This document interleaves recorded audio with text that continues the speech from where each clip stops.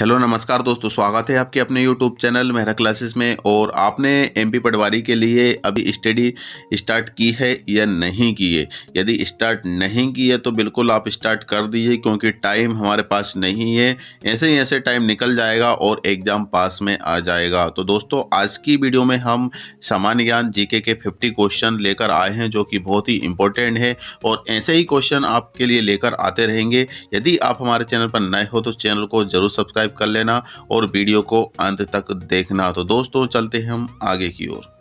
तो दोस्तों, करते हैं अपन स्टार्ट, जो कि 50 क्वेश्चन आपके लिए लेकर आए हैं हम। और यदि आप वीडियो नहीं भी देखते हैं तो कोई दिक्कत नहीं, काम करते रहिए और अपना जो मोबाइल है उसको आप चला सकते हैं, सुन सकते हैं। सुनकर भी आप इसके क्वेश्चन को लर्न कर सकते हैं, ध्यान में रख सकते हैं। ऐसा नहीं है कि हम देखकर ही कर सकते हैं, बाकी देखोगे तो और भी अच्छा है। बाकी हम यहाँ पर देख सकते हैं कि यहाँ पे पहला क्वेश्चन स्टार्ट कर रहे हैं हम कि विधानसभा में जीएसटी कानून पारित करने वाला भारत का पहला राज्य था। यहाँ पर ऑप्शन भी दिए गए हैं और उसके नीचे आंसर भी दिए गए। बाकी हम आंसर अभी हाइड कर देंगे, लेकिन यहाँ पे हम देख सकते हैं कि पहला विधानसभा में जीएसटी कानून पारित करने वाला भारत का पहला राज्य कौन सा था, तो ये हमको याद होना चाहिए। और पहला ऑप्शन यहाँ पे आप देख सकते हैं कि तमिलनाडु है, दूसरा ऑप्शन है असम, तीसरा ऑप्शन है गुजरात और चौथा ऑप्शन है मध्य प्रदेश। तो इसमें से सबसे पहले जीएसटी कानून पारित करने वाला भारत का पहला राज्य जो था बी, बोले तो असम। ठीक है, ध्यान रखना इस बात का।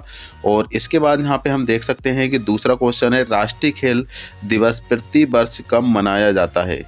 यहाँ पे राष्ट्रीय खेल प्रति दिवस कब मनाया जाता है, तो पहला ऑप्शन है 29 अगस्त, दूसरा ऑप्शन है 25 अगस्त, तीसरा ऑप्शन है 21 अगस्त और चौथा ऑप्शन है 30 अगस्त। राष्ट्रीय खेल दिवस प्रति वर्ष कब मनाया जाता है, तो वो है 29 अगस्त। ध्यान रखना, 29 अगस्त को राष्ट्रीय खेल दिवस मनाया जाता है प्रति वर्ष। अब यहाँ पे हम देख सकते हैं कि यहाँ पे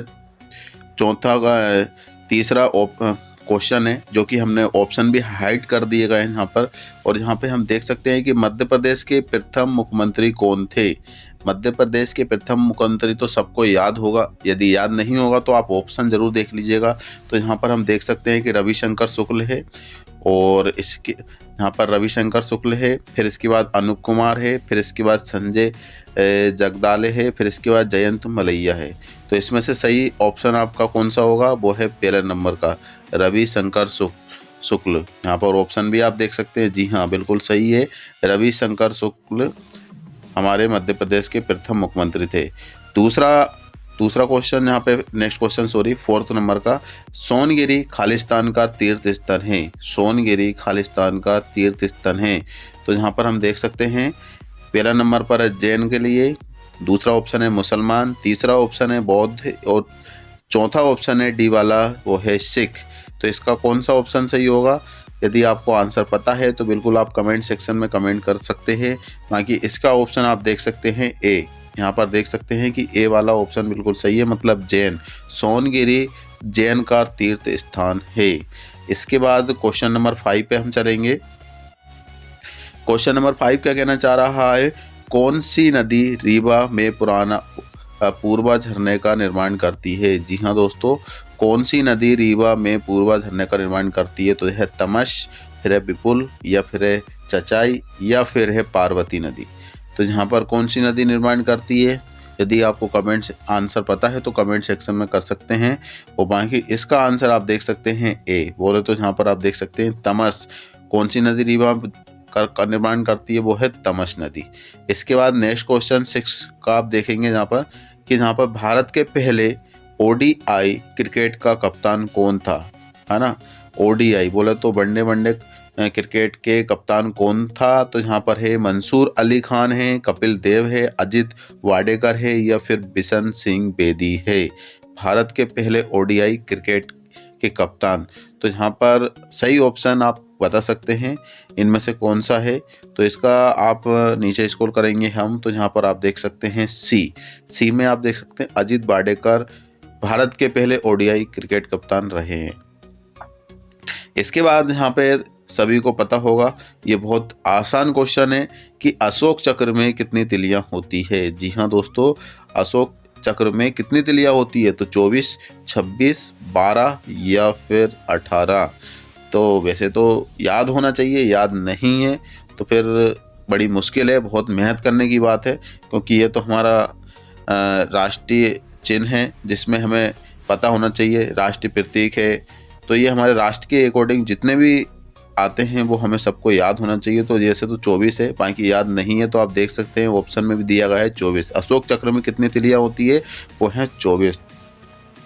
क्वेश्चन नंबर 8 के लिए हम आगे बढ़ते हैं। तो यहाँ पर हम देख सकते हैं कि विक्टोरिया मेमोरियल किस शहर में है? ध्यान रखना, क्वेश्चन एक बार फिर से रिपीट करते हैं हम कि विक्टोरिया महल किस शहर में है? तो यहाँ पर देख सकते हैं कोलकाता में है, चेन्नई में है, मुंबई में है या फिर इंदौर में है। ये चारों ऑप्शन है, एक बार फिर से रिपीट करते हैं, कोलकाता, चेन्नई, मुंबई या फिर इंदौर। तो इसका सही ऑप्शन आप यहाँ पे देखेंगे, नीचे स्क्रॉल करेंगे तो वो है ए, बोले तो कोलकाता में विक्टोरिया महल शहर है। इसके बाद क्वेश्चन नंबर 9 के लिए हम आगे बढ़ेंगे। तो यहाँ पर हम देखेंगे कि विश्व जनसंख्या दिवस प्रतिवर्ष कब मनाया जाता है? विश्व जनसंख्या दिवस प्रतिवर्ष कब मनाया जाता है? 11 जुलाई होगा, 20 जुलाई, 25 जुलाई या फिर 5 जुलाई। चार ऑप्शन है, 11 जुलाई, 20 जुलाई, 25 जुलाई या फिर यहाँ पर देख सकते हैं कि 5 जुलाई। तो विश्व जनसंख्या दिवस आपका जो है 11 जुलाई को प्रतिवर्ष मनाया जाता है। इसके बाद नेक्स्ट क्वेश्चन के लिए हम चलते हैं आगे की ओर। यहाँ पे 10वां क्वेश्चन देख सकते हैं कि खरगोन जिले में सबसे प्रसिद्ध साड़ी का नाम क्या है? खरगोन जिले में सबसे प्रसिद्ध साड़ी का नाम क्या है? तो चंदेरी, महेश्वरी, बनारसी या फिर इलकल। ध्यान रखना, खरगोन जिले में सबसे प्रसिद्ध साड़ी का नाम हमको बताना है, चंदेरी, महेश्वरी, बनारसी या फिर इलकल। तो इसका सही ऑप्शन है बी, महेश्वरी। खरगोन जिले में सबसे प्रसिद्ध साड़ी जो है वो है महेश्वरी। ध्यान रखना इस बात का। फिर जहाँ पर नेक्स्ट क्वेश्चन के लिए हम चलेंगे, मध्य प्रदेश राज्य वन विकास बोर्ड कब स्थापित किया गया था? एक बार क्वेश्चन फिर से रिपीट करते हैं, मध्य प्रदेश राज्य वन किस विकास बोर्ड कब स्थापित किया गया था? वो है 24 जुलाई, 5 जुलाई, 20 जुलाई या फिर 10 अगस्त। यहाँ पर तो इसका सही ऑप्शन है ए। यहाँ पर हम देख सकते हैं 24 जुलाई को बोर्ड स्थापित किया गया था। इसके बाद नेक्स्ट क्वेश्चन के लिए हम चलते हैं आगे की ओर। ग्रीष्म काल के दौरान 1948 से 1956 तक मध्य भारत की राजधानी का नाम क्या था? तो पहला ऑप्शन है भोपाल, जबलपुर, ग्वालियर या फिर इंदौर। ध्यान रखना है, भोपाल है, जबलपुर है, फिर या ग्वालियर है या फिर इंदौर है। तो इसके आंसर है डी, इंदौर। ग्रीष्म के दौरान 1948 से लेकर 1956 तक की मध्य भारत की राजधानी जो थी वो है इंदौर। अब यहाँ पे हम देख सकते हैं कि भारतीय रिजर्व बैंक के 24वें गवर्नर कौन हैं? 24वें गवर्नर हमको बताना है भारतीय रिजर्व बैंक आरबीआई के। तो यहाँ पर हम देख सकते हैं कि उर्जित पटेल, डी सुब्बाराव, रघु राम राजन या फिर बिमल जलान। तो इसका सही ऑप्शन है ए, उर्जित पटेल भारतीय रिजर्व बैंक के 24वें गवर्नर थे। इसके बाद नेक्स्ट क्वेश्चन के लिए हम चढ़ते हैं आगे की ओर। तो यहाँ पर हम देख सकते हैं कि दमोह में जटाशंकर मंदिर की समर्पित है। दमोह में जटाशंकर मंदिर खालिस्तान को समर्पित है। तो महादेव जी, हनुमान जी, विष्णु जी या फिर रामचंद्र जी। दमोह में जटाशंकर मंदिर खालिस्तान को समर्पित है। तो किसका है? तो यहाँ पर ए नंबर देख सकते हैं, महादेव जी को समर्पित है। नेक्स्ट क्वेश्चन के लिए हम आगे बढ़ते हैं। तो यहाँ पर हम देख सकते हैं कि प्राचीन काल में कौन सा शहर अवंतिका के नाम से जाना जाता है? प्राचीन काल में, ध्यान रखना, ये क्वेश्चन आता है, रिपीट भी हुआ है ये क्वेश्चन, और ये हमको याद भी होना चाहिए। ध्यान रखना, प्राचीन काल में कौन सा शहर अवंतिका के नाम से जाना जाता था? पहले जो शहर था, अब कुछ नाम और हो चुका है, लेकिन पहले प्राचीन में काल में अवंतिका के नाम से प्रसिद्ध था और सब लोग इसको जानते थे। तो वो शहर कौन सा है इसमें से? वो शहर जहाँ पे हैं उज्जैन, ग्वालियर, झांसी या फिर भोपाल। ऑप्शन फिर से रिपीट करते हैं एक बार, उज्जैन, ग्वालियर, झांसी या फिर भोपाल।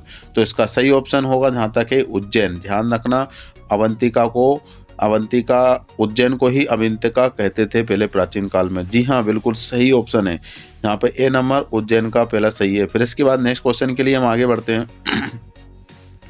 यहाँ पे हम देख सकते हैं कि 16वां क्वेश्चन है, वर्ष 2011 की जनगणना के अनुसार मध्य प्रदेश के किस जिले के साक्षरता दर सबसे कम है? तो जहाँ पर हम देख सकते हैं कि झाबुआ, अली रजापुर, बड़वानी या फिर श्योपुर। तो इसका सही ऑप्शन है यहाँ पर बी वाला। जी हाँ दोस्तों, अली रजापुर में सबसे कम साक्षरता दर है। इसके बाद नेक्स्ट क्वेश्चन के लिए हम चलते हैं आगे की ओर। यहाँ पे हम देख सकते हैं कि 1968 में हरगोविंद खुराना को किस क्षेत्र में नोबेल पुरस्कार से सम्मानित किया गया था। हरगोविंद खुराना को किस क्षेत्र में नोबेल पुरस्कार से सम्मानित किया गया था। वो भौतिक विज्ञान और फिजियोलॉजी या मेडिसिन, रसायन विज्ञान या फार्माकोलॉजी। ध्यान रखना ये 1968 की बात है। हरगोविंद खुराना को किससे किया गया, तो यहाँ पर है बी। जी हाँ दोस्तों, फिजियोलॉजी मेडिसिन के लिए इनको नोबेल पुरस्कार से सम्मानित किया गया था।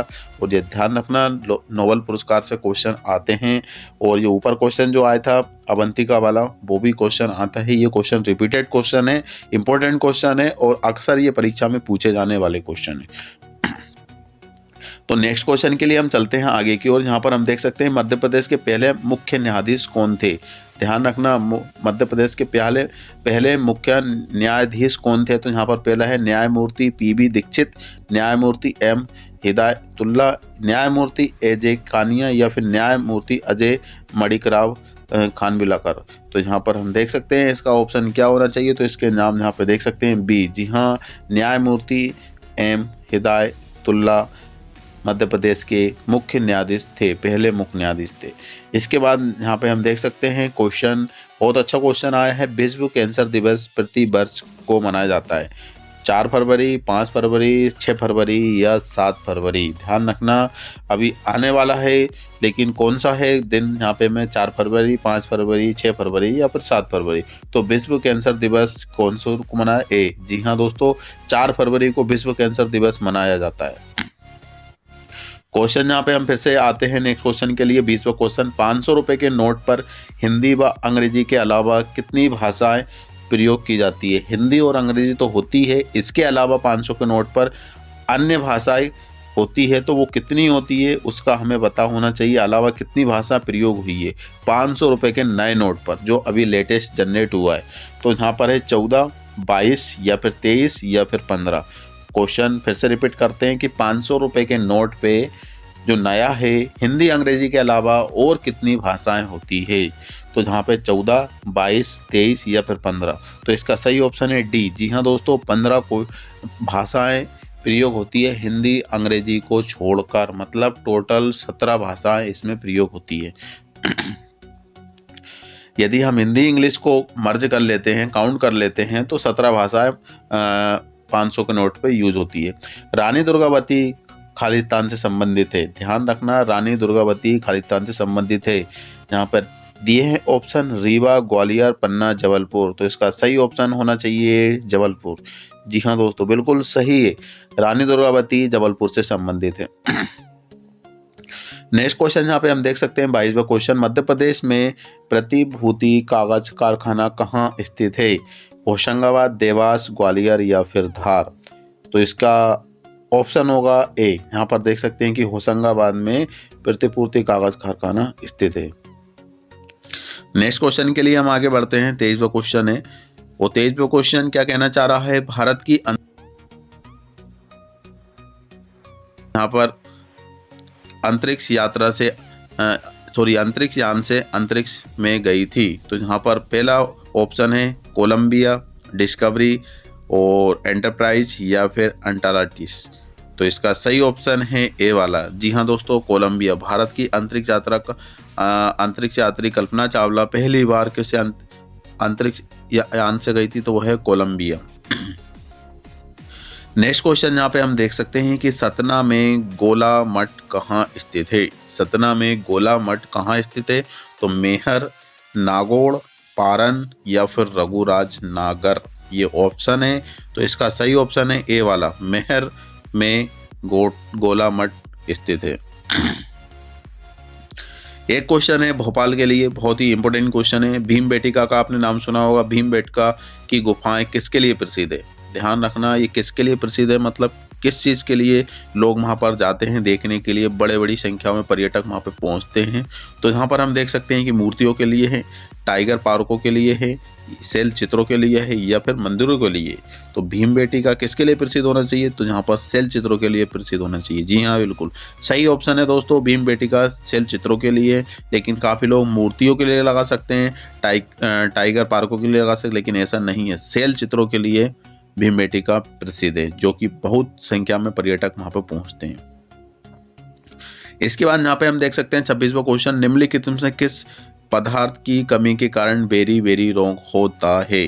ठीक है ना, बेरी बेरी रोग यहाँ पे कौन सी कमी के कारण होता है? तो vitamin B1, protein, vitamin C या फिर वसा के कारण।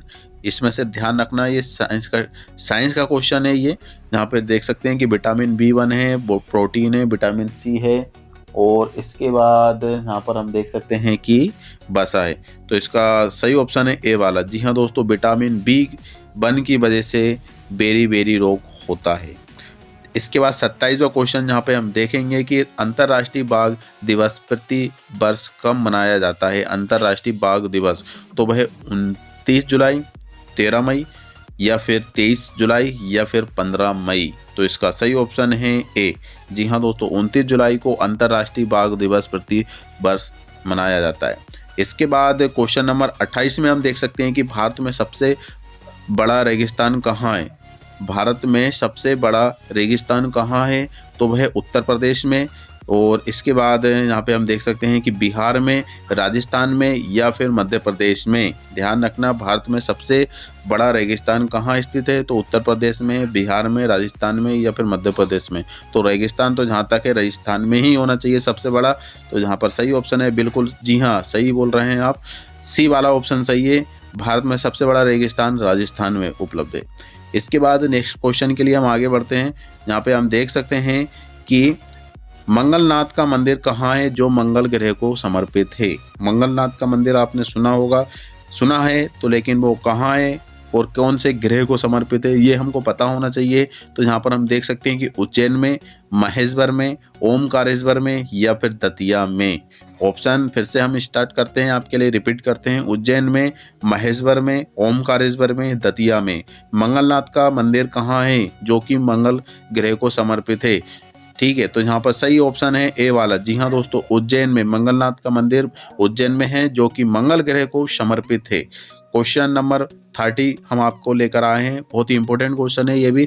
ओलंपिक में पदक जीतने वाली प्रथम भारतीय महिला पहलवान कौन है? ध्यान रखना, ओलंपिक जो होते हैं उसमें पहले पदक जीतने वाली प्रथम भारतीय महिला पहलवान कौन है? तो साक्षी मलिक, बबीता कुमारी, विनेश फोगट या फिर गीता फोगट। ध्यान रखना, तो इसका सही ऑप्शन है ए वाला, साक्षी मलिक। इसके बाद हम यहाँ पे क्वेश्चन लेकर आए हैं, नेक्स्ट क्वेश्चन जो कि बहुत ही इंपॉर्टेंट है आपके लिए। मध्य प्रदेश की विधान सभा के पहले वक्ता कौन थे? पटवारी सामान्य प्रश्नोत्तरी हम 50 क्वेश्चन जीके के लिए हम पढ़ रहे हैं और 31 क्वेश्चन पर पहुंच चुके हैं। और मध्य प्रदेश की विधानसभा के पहले वक्ता कौन थे? तो वो है पंडित कुंजी लाल दुबे, सीता शरण शर्मा, सरला ग्रेवाल या फिर GP भट्ट। तो इसका सही ऑप्शन है ए वाला। यहाँ पे देख सकते हैं कि पंडित कुंजी लाल दुबे मध्य प्रदेश विधानसभा के पहले वक्ता थे। इसके बाद क्वेश्चन नंबर 32 आप देख सकते हैं कि भारत में खनिजों में सबसे समृद्ध पठार कौन सा है? भारत में खनिजों में सबसे समृद्ध पठार कौन सा है? तो छोटा नागपुर पठार, मैसूर पठार, दक्कन पठार या फिर मालवा का पठार। तो आपने दक्कन पठार का नाम सुना होगा, मालवा पठार का नाम भी सुना होगा। ये दोनों पठार बहुत ही प्रसिद्ध पठार है। तो इसका ऑप्शन है यहाँ पे देख सकते हैं छोटा नागपुर पठार। इन दोनों में से सी में और डी में से नहीं है, लेकिन इसका जो प्रसिद्ध पठार है, समृद्ध पठार है, वो है यहाँ पर देख सकते हैं छोटा नागपुर पठार। इसके बाद नेक्स्ट क्वेश्चन यहाँ पे हम लेकर आए हैं आपके लिए। यहाँ पे हम देख रहे हैं कि 23वां क्वेश्चन है, क्षेत्रफल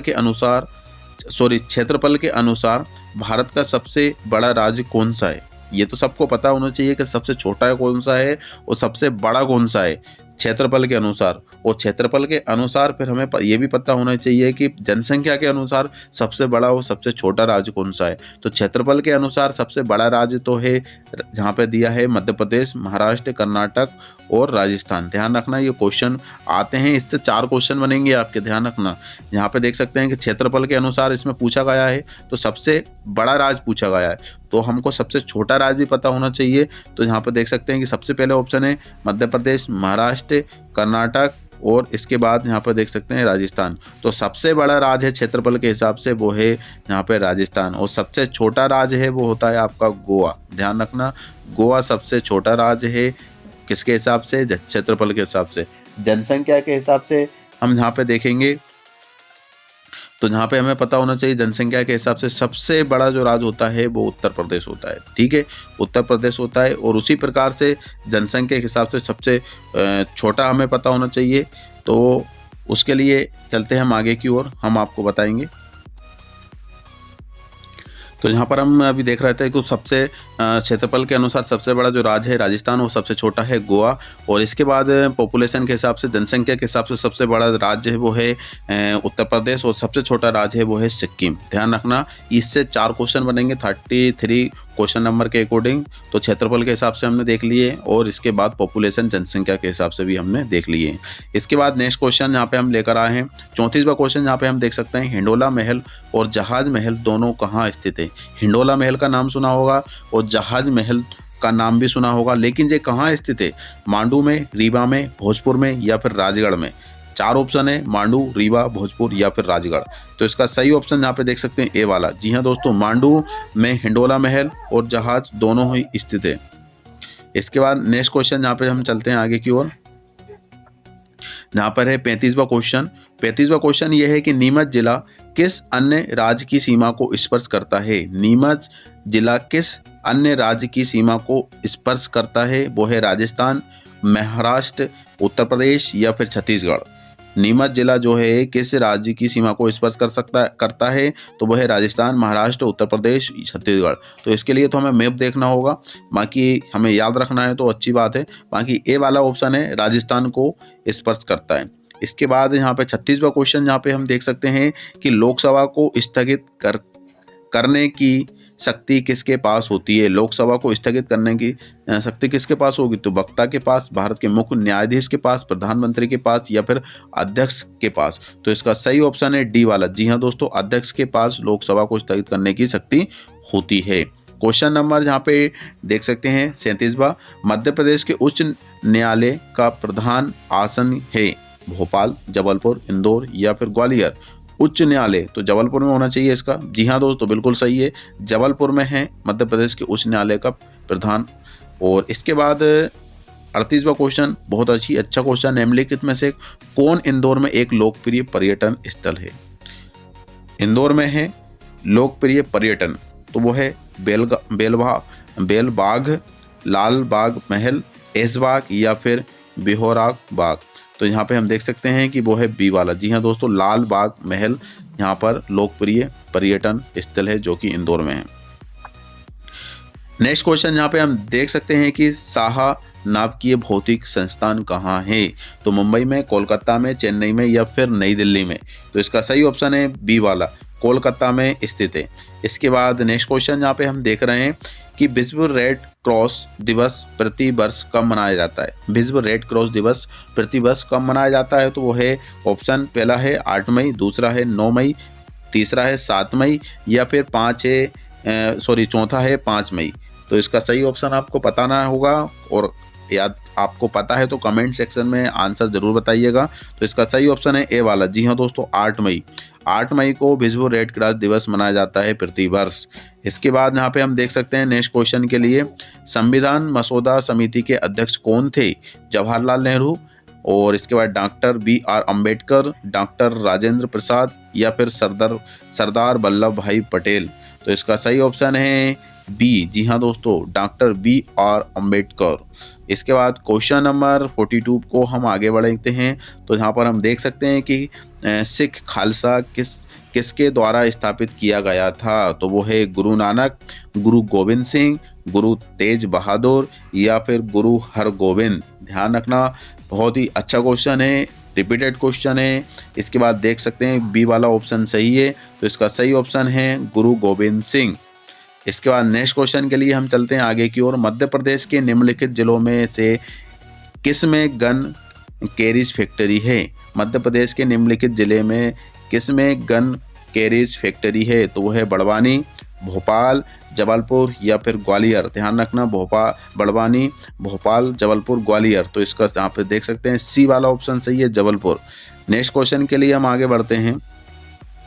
2011 की जनगणना के दृष्टिकोण से मध्य प्रदेश के भौगोलिक क्षेत्र का कितना प्रतिशत वन क्षेत्र है? तो ध्यान रखना, जनगणना के इसमें 2 क्वेश्चन हो चुके हैं और जनगणना से रिलेटेड क्वेश्चन इसमें भी आएंगे 2022-23 में। तो इससे रिलेटेड क्वेश्चन पढ़ लेना कि प्रथम कब स्टार्ट हुई थी और अभी कौन सी जनगणना चल रही है, और इसमें साक्षरता दिवस कौन सी सबसे ज़्यादा है, कौन से स्टेट की और कौन से स्टेट की कम है। तो ये हमको पता होना चाहिए, जनसंख्या पता होना चाहिए। यहाँ पे जनगणना का क्वेश्चन 1 ना 2 क्वेश्चन जरूर आएंगे। तो 2 क्वेश्चन यहाँ पे आए हुए हैं और यहाँ पे हम देख सकते हैं कि 2011 की जनगणना के दृष्टिकोण से मध्य प्रदेश के भौगोलिक क्षेत्र का कितना प्रतिशत वन क्षेत्र है? तो वो है 45.57%, 30.72%, 75.54% या फिर 72.3%। तो इसका सही ऑप्शन है बी। जी हाँ दोस्तों, 30.72% है। इसके बाद नेक्स्ट क्वेश्चन यहाँ पे हम देख सकते हैं जो कि इंपॉर्टेंट है। भारत में CSIR वैज्ञानिक प्रयोगशाला की श्रृंखला किसने स्थापित की है? तो यहाँ पे H.J. भाभा, BD नाग चौधरी, DS कोठारी या फिर SS भटनागर। तो इसका सही ऑप्शन है डी। जी हाँ दोस्तों, SS भटनागर। इसके बाद नेक्स्ट क्वेश्चन के लिए हम आगे बढ़ेंगे जो कि इंपॉर्टेंट क्वेश्चन है। गोलकुंडा राजवंश की स्थापना किसने की है? आदिल शाह, मोहम्मद गोबम, कुली कुतुब शाह और बहमन शाह। तो इसका सही ऑप्शन है सी, कुली कुतुब शाह ने की है। नेक्स्ट क्वेश्चन 47वां क्वेश्चन यहाँ पर है। भारत में राष्ट्रीय खेल संग्रहालय कहाँ स्थापित किया जाएगा? तो पटियाला, बेंगलोर, हैदराबाद या फिर नई दिल्ली। तो इसका सही ऑप्शन है डी। जी हाँ दोस्तों, भारत में राष्ट्रीय खेल। इसके बाद यहाँ पे हम देख सकते हैं बहुत ही अच्छा क्वेश्चन है और धार्मिक से रिलेटेड क्वेश्चन है, रिपीटेड क्वेश्चन है, याद रखने वाला क्वेश्चन है। जय संहिता को बेहतर किस रूप में जाना जाता है? यहाँ पे देख सकते हैं जय संहिता को बेहतर किस रूप में जाना जाता है? महाभारत, रामायण और सामवेद या फिर ऋग्वेद। जी हाँ दोस्तों, इसका सही ऑप्शन है ए। यहाँ पे देख सकते हैं कि महाभारत जय संहिता को बेहतर रूप में माना जाता है या जाना जाता है। इसके बाद यहाँ पे हम देख सकते हैं 50वां क्वेश्चन, होशंगाबाद में स्थित पर्वत श्रृंखलाओं के नाम क्या है? तो बिंद, अरावली, सतपुड़ा या फिर मेकल। ध्यान रखना, बहुत ही अच्छा क्वेश्चन है। होशंगाबाद में स्थित पर्वत श्रृंखलाओं के नाम क्या है? बिंद, अरावली, सतपुड़ा या फिर मेकल। तो इसका सही ऑप्शन है सी, सतपुड़ा। ध्यान रखना, होशंगाबाद में सतपुड़ा पर्वत से विख्यात है। इसके बाद 50वां क्वेश्चन जो कि अंतिम क्वेश्चन है आपके लिए। यहाँ पे देख सकते हैं कि राज्यों में अध्यादेश कौन लागू करता है? राज्यों में अध्यादेश कौन लागू करता है? तो राज्यपाल, मुख्यमंत्री या राष्ट्रपति या फिर मुख्य न्यायाधीश। तो इसका सही ऑप्शन आपको पता है तो बिल्कुल हमें कमेंट सेक्शन में कमेंट कर सकते हैं। तो यहाँ पे वैसे इसका सही आंसर है जी हाँ ए। यहाँ पे राज्यपाल राज्यों में अध्यादेश घोषित कर सकता है, लागू कर सकता है। तो ये 50 क्वेश्चन थे, इंपॉर्टेंट क्वेश्चन थे और इसको जरूर याद रखना, रिपीटेड करना। यदि भूल जाते हैं तो वीडियो को रिपीट कर सकते हैं, देख सकते हैं। काम करते हुए भी आप वीडियो को सुन सकते हैं ताकि ये क्वेश्चन आपको याद रहे। तो उम्मीद करते हैं कि वीडियो आपको पसंद आएगी, क्वेश्चन याद रहेंगे और 2022-23 के क्वेश्चन में इसमें को आपको बहुत ज़्यादा फायदा मिलने वाला है। ऐसे ही क्वेश्चन आपके लिए लेकर आते रहेंगे। चैनल पर नए हो तो चैनल को जरूर सब्सक्राइब कर लेना और वीडियो को अंत तक देखना। और कोई दिक्कत है, कोई कमेंट आपको डाउट है तो बिल्कुल हमें कमेंट सेक्शन में कमेंट कर सकते हैं। तो दोस्तों आज से के लिए वीडियो में बस इतना ही। फिर से मिलेंगे नई वीडियो के साथ। मेरा क्लासेस की ओर से good luck. Thank you for watching.